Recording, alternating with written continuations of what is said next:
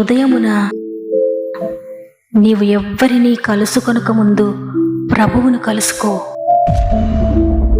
నీవు ఎవ్వరినీ చూడకముందు ప్రభువును చూడు.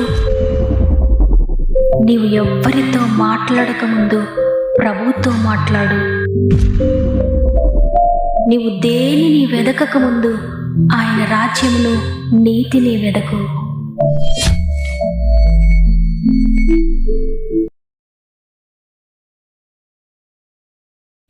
Praise the lord. ఈ ఉదయకాలమున గాడ్ ఫస్ట్ అనే వాగ్దాన కార్యక్రమానికి మిమ్మల్ందరినీ హృదయపూర్వకంగా మరొకసారి ఆహ్వానిస్తూ, ప్రభువును రక్షకుడైన యేసుక్రీస్తు వారి అతి శ్రేష్టమైన నామములో మీ అందరికీ నా యొక్క హృదయపూర్వకమైన శుభములు తెలియజేస్తూ, ప్రియమైన దేవుని బిడ్డలారా, మీరందరూ ఎలా ఉన్నారు? బాగున్నారు కదా?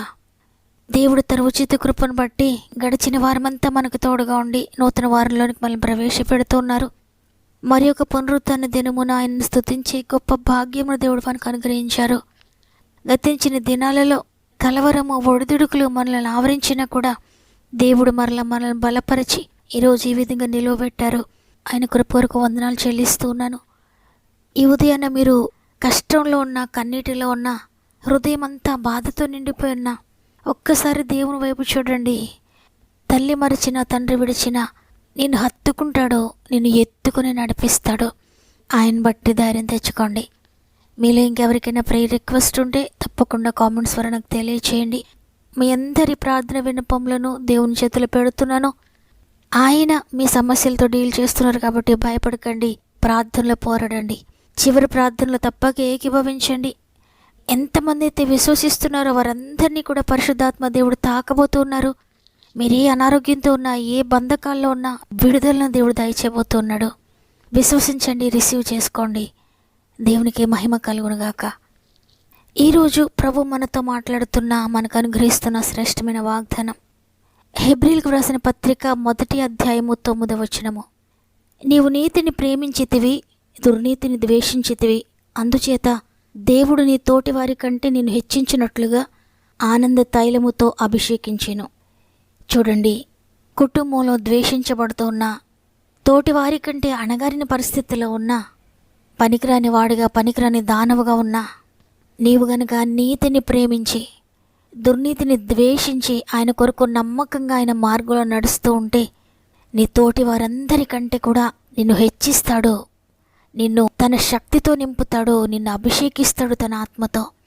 నిన్ను ఒక ప్రత్యేకమైన రీతిలో వాడుకుంటాడు. ఈ లోకం ఒకవేళ ద్వేషించవచ్చు, స్వంత కుటుంబమే ఒకవేళ పనికిరాని వాడవనొచ్చు, పనికిరాని దానం అనొచ్చు, హేళనాస్పదంగా చూడొచ్చు. చదువు లేదు, నీకు ఉద్యోగం లేదు, నీకు జ్ఞానం లేదు, నీకే టాలెంట్స్ లేవు, అందరిలోకెల్లా నీవే ఎందుకు పనికిరాని వాడవని, నీవు దేవునికి కూడా పనికిరావు, దేవుని పరిచర్యకు కూడా నీవు పనికిరావు అన్నట్లుగా స్వంత కుటుంబమే చిన్న చూపు చూడొచ్చు, ఇంకా అణచివేయొచ్చు. అయితే దేవుడు మాత్రం మనుషుల్లాగా కాదు. ఆయన ప్రణాళిక వేరు, ఆయన ప్రేమ వేరు. మనుషులందరూ నో అంటే ఆయన ఎస్ అంటారు. మనుషులందరూ పనికిరాని వాడవంటే ఆయన నీవు నాకు పనికొస్తావంటారు. మనుషులందరూ నీకేమీ రాదు, నువ్వు చేతకాని వాడవంటే నేను నీకు నేర్పిస్తాను, నేను నీకు తోడైండు, నిన్ను నడిపిస్తాను, ఉన్నత స్థలములు నిన్ను ఎక్కిస్తానంటాడు ఆయన. లోకమంతా చిన్నచూపు చూసినా ఆయన దృష్టిలో మాత్రం నీవు ఉన్నతమైన వాడవుగా ఉంటావు. ఎప్పుడంటే ఈ లోకాన్ని చూడకుండా, మనుషుల మాటలు లెక్క చేయకుండా, స్వంత కుటుంబపు వారిని నిన్ను అణగార్చి వేస్తూ ఉన్న వారిని లెక్క చేయకుండా, ఎవరేమన్నా పర్వాలేదు, ఏ పరిస్థితులు ఎలా ఉన్నా పర్వాలేదు, నేను పనికిరాని వాడనైనా పర్వాలేదు, కానీ నేను నా ప్రభుతోనే నా ప్రయాణం, నా ప్రభు కొరకే నేను జీవిస్తాను. ఈ లోకం ఏమన్నా నేను పట్టించుకోను, నా ప్రభువు నన్ను అంటే నేను పట్టించుకుంటాను. ఆయన నన్ను త్రోసివేస్తే నేను బాధపడతాను, ఆయన నన్ను పనికిరాని వాడు, పనికిరాని దానం అంటే నేను బాధపడతాను. మనిషి మాత్రులు ఏమన్నా నేను పట్టించుకోనని దుర్నీతిని ద్వేషిస్తూ నీతిని ప్రేమిస్తూ దేవుని కొరకు నమ్మకంగా జీవిస్తే ఆయన నీ తోటి వారందరికంటే నిన్ను హెచ్చించినట్లుగా ఆనంద తైలముతో నిన్ను నింపుతాడు, ఆత్మతో అభిషేకిస్తాడు, నిన్ను గొప్పవారిగా చేస్తాడు. చూడండి, న్యాయాధిపతుల గ్రంథము 11వ అధ్యాయం చదివితే అక్కడ యెఫ్తాను గురించి వ్రాయబడి ఉంటుంది. యెఫ్తా గిలాదు యొక్క కుమారుడు. స్వంత వారితోటి ద్వేషించబడతాడు. ఎందుకంటే అయితే యెఫ్తాను కుటుంబం అంతా త్రోసివేస్తుంది. ఎందుకంటే వేశ్య యొక్క కుమారుడని గిలాదు యొక్క కుమారులు అందరూ కూడా నా తండ్రి ఇంట నీకు స్వాస్థ్యము లేదని యెఫ్తాను త్రోసివేస్తారు. యెఫ్తా పరాక్రమం గల బలాఢ్యుడు. అందువల్ల తన సహోదరులందరూ కూడా యెఫ్తా దగ్గరకు వెళ్ళి నీవు మా పక్షంగా యుద్ధం చేయాలని యెఫ్తాను ఆహ్వానిస్తారు. అప్పుడు యెఫ్తా వారి పక్షంగా యుద్ధం చేసి జయిస్తాడు. దేవుడు యెఫ్తాను తన ఆత్మచేత నింపుతాడు. ఒక ప్రవక్తగా అభిషేకిస్తాడు యెఫ్తాను. వారందరి చేత త్రోసివేయబడిన యెఫ్తాను దేవుడు వారికి అధిపతిగా చేస్తాడు. నిజమే, లోకమంతా పనికిరాని వాడవనొచ్చు, లోకమంతా త్రోసివేయచ్చు. ఏమన్నా కూడా నీవు దేవుని కొరకు నమ్మకంగా జీవిస్తూ ఉంటే చాలు, ఒకరోజు వస్తుంది దేవుడు వారందరి ఎదుటనే నిన్ను హెచ్చిస్తాడు. నీ తోటి వారందరిలోకెల్లా నిన్ను ఆయన అభిషేకిస్తాడు. ఆయన మాటలు చెప్పడానికి, ఆయన కొరకు జీవించడానికి, ఆయన కొరకు పని చేయడానికి నేను ప్రవక్తగా చేస్తాడైనా నీవు ఆయనకు లోబడితే చాలు. ఈరోజు ఈ మాటలు వింటున్న ప్రియ దేవుని బిడ్డలారా, మీరు ఒకవేళ మీ కుటుంబం వారితోనే వెలివేయబడుతున్నారా? మీ సహోదరులు లేక మీ సహోదరులు మిమ్మల్ని అవమానిస్తూ ఉన్నారా? భయపడొద్దు. ప్రస్తుతం నీ పరిస్థితి అలాగే ఉండొచ్చు, కానీ ఒకరోజు వస్తుంది, ఆ రోజు నీ నీతికి తగినట్లుగా వారందరికంటే నేను హెచ్చించబోతున్నాడు. వారందరూ కూడా నీపై ఆధారపడేటట్లుగా దేవుడు నిన్ను చేయబోతున్నాడు. దేవుని ఆత్మతో ఎప్పుడైతే మీరు నింపబడతారో అన్ని విషయాల్లో కూడా మీరు హెచ్చింపబడతారు. పరిశుద్ధాత్మ దేవుడు ప్రతి స్థలములో ప్రతి విషయంలో నీకు తోడుగా ఉండి నిన్ను నడిపిస్తాడు. అనేక మందిని నడిపించే నాయకునిగా నిన్ను చేస్తాడాయన. కాబట్టి ఈరోజు ఎంత కృంగిన స్థితిలో ఉన్నా భయపడొద్దు, ఎంత వెలివేయబడిన స్థితిలో ఉన్నా భయపడొద్దు, కాదనిపించుకుంటున్నా భయపడొద్దు. మనుషులు ఎవ్వరి వైపు చూడొద్దు, నీ స్వంత వారైనప్పటికీ కూడా వారి వైపు చూడొద్దు. దేవుని వైపు చూడండి, ఆయన కొరకు ఎదురు చూడండి. అల్లరి జీవితాన యెఫ్తాను చేరదీసి న్యాయాధిపతిగా నిలిపిన నజరేయుడా. అల్లరి జీవితాన యెఫ్తాను చేరదీసి న్యాయాధిపతిగా నిలిపిన నజరేయుడా. ఊపిరి నీవే పోయగా స్తుతించిన నీ రుణమే తీరునా. ఊపిరి నీవే పోయగా స్తుతించిన నీ రుణమే తీరునా. ఒదిగిపోతానయ్యా యేసయ్యా, ఒదిగిపోతానయ్యా. నా మీద నీవు చూపు ప్రేమకైనా కళ్ళు చెమ్మగిల్లేనయ్యా. ఎడారిలో వెలుతురులానే అడవిలోని పుష్పంలానే వ్యర్థమైన జీవితాన నేనుండగా. ఎడారిలో వెలుతురులానే అడవిలోని పుష్పములానే వ్యర్థమైన జీవితాన నేనుండగా. ఊపిరే నీవే పోయగా స్తుతించిన నీ రుణమే తీరునా. ఊపిరే నీవే పోయగా స్తుతించిన నీ రుణమే తీరునా. ఒదిగిపోతానయ్యా, ఒదిగిపోతానయ్యా.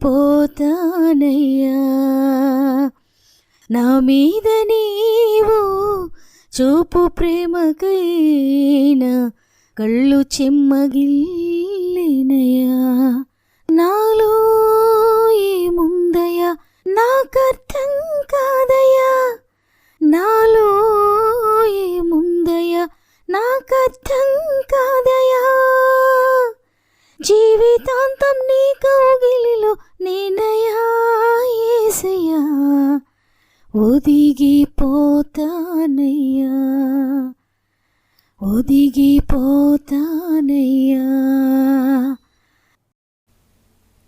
నా నమ్మిన వారందరూ ఒక్క నిమిషం నాతో మోకరిస్తారా? ప్రార్థన చేద్దాం. ప్రేమగల తండ్రి, నీకు వందనాలు. నీ కృప చేత గతించిన వారమంతా మాకు తోడుగా ఉండి ఈ నూతన వారంలోనికి మమ్మల్ని ప్రవేశపెట్టి ఈరోజు నిన్ను స్తుతించే గొప్ప భాగ్యం ఇచ్చారు తండ్రి. నీకు వందనాలు.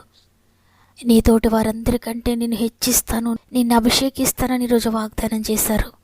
ఎంతమంది అయితే అవమాన భారంతో కృంగిపోతున్నారో, వెలివేయబడిన స్థితిలో ఉన్నారో, ఈ వాగ్దానం వారందరి జీవితంలో నెరవేర్చండి.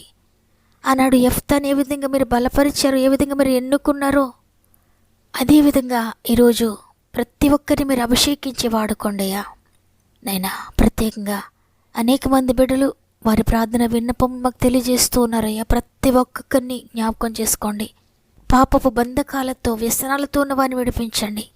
అప్పు బాధల్లో ఉన్న వారికి విడుదల దయచేయండి. అనారోగ్యంతో మంచంపై ఉన్న వారిని లేవనెత్తండి. నిందలతో, అవమానాలతో సమాజంలో తలదించుకుని తిరుగుతున్న వారందరినీ లేవనెత్తండి.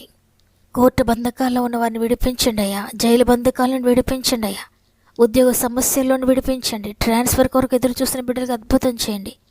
ప్రమోషన్ కొరకు ఎదురు చూస్తున్న బిడ్డల జీవితాలు అద్భుతం చేయండి. వ్యాపారాలను దీవించండి తండ్రి. వ్యవసాయాలను దీవించండి. చేతి వృత్తులను దీవించండి. విచ్ఛిన్నమైపోయిన కుటుంబాలను తిరిగి కట్టండి అయ్యా. విడిపోయిన భార్య భర్తలు తిరిగి కలపండి తండ్రి. ల్యాండ్ ఇష్యూస్ నుండి విడిపించండి. పొలం సమస్యల నుండి విడిపించండి తండ్రి. న్యాయం జరిగించండి. స్వంత గృహాలు లేని బిడ్డలందరికీ నీ కృపను బట్టి స్వంత గృహాలు దయచేయండి. గృహాలు కట్టుకుంటున్న వారందరికీ తోడే ఉండండి తండ్రి. నీ కృప చేత కంప్లీట్ చేయండి. ఎగ్జామ్స్ రాస్తున్న బిడ్డలందరికీ తోడే ఉండండి తండ్రి. జ్ఞానముతో, జ్ఞాపక శక్తితో నింపండి. ఇంటర్వ్యూస్కి వెళ్తూ ఉంటే మీరు తోడుగా ఉండండి. ఎవరైనా హాస్పిటల్కి వెళ్తూ ఉంటే మీరు తోడుగా ఉండి అన్ని నార్మల్ రిపోర్ట్స్ దయచేయండి. గర్భఫలం లేని ప్రతి బిడ్డను తాకండి అయ్యా. ఆశ్చర్యకరంగా గర్భఫలం దయచేయండి. వివాహం కాని ప్రతి బిడ్డ జీవితంలో కూడా అద్భుతకరంగా వివాహాలు జరిగించండి. గర్భంతోనే బిడ్డలు కూడా ప్రత్యేక నీ చేతులు పెడుతున్నాను తండ్రి. 9 నెలలు మీరు తోడుగా ఉండి సేఫ్ డెలివరీస్ దయచేయండి. ఈరోజు పుట్టినరోజులు, పెండ్లి రోజులు జరుపుకున్న వారందరినీ కూడా నీ చేతులు పెడుతున్నాను. ఈ నూతన సంవత్సరంలో నూతనమైన ఆత్మీయ ఆశీర్వాదాలతో నింపి నడిపించండి. ఈ దినం ప్రారంభిస్తూ ఉండగా ఈ రోజంతా మా ఆత్మీయ కుటుంబానికి తోడుగా ఉండి ముందుకు నడిపిస్తారని యేసయ్య పరిశుద్ధమైన నామములు అడిగి వేడుకొంచున్నాను తండ్రి. ఆమేన్. ఈ మాటలు విన్న ప్రియ చెల్లి, ప్రియ తమ్ముడు, ప్రియ అక్క, అన్న, ఒకవేళ పనికిరాని స్థితిలో ఉన్నాను అనుకుంటున్నారా? అందరూ త్రోసివేశారు నన్ను అనుకుంటున్నారా? ప్రభు నిన్ను త్రోసివేయలేదు. నీ నీతిని ఆయన గుర్తిస్తున్నాడు. అందరికంటే కూడా నిన్ను హెచ్చించబోతున్నాడు. నమ్మిన వారందరూ కూడా ఆమేనని చెప్పండి. మీకు అనుకూలమైతే తప్పకుండా వాక్యాన్ని లైక్ చేయండి. మీకు తెలిసిన వారందరికీ షేర్ చేయండి. దేవుని చిత్తమైతే తిరిగి రేపు అందరం కలిసి ఆయనను స్తుతిద్దాం. అంతవరకు ప్రభు మీకు, మీ కుటుంబాలకు తోడు నడిపించును గాక. God bless you.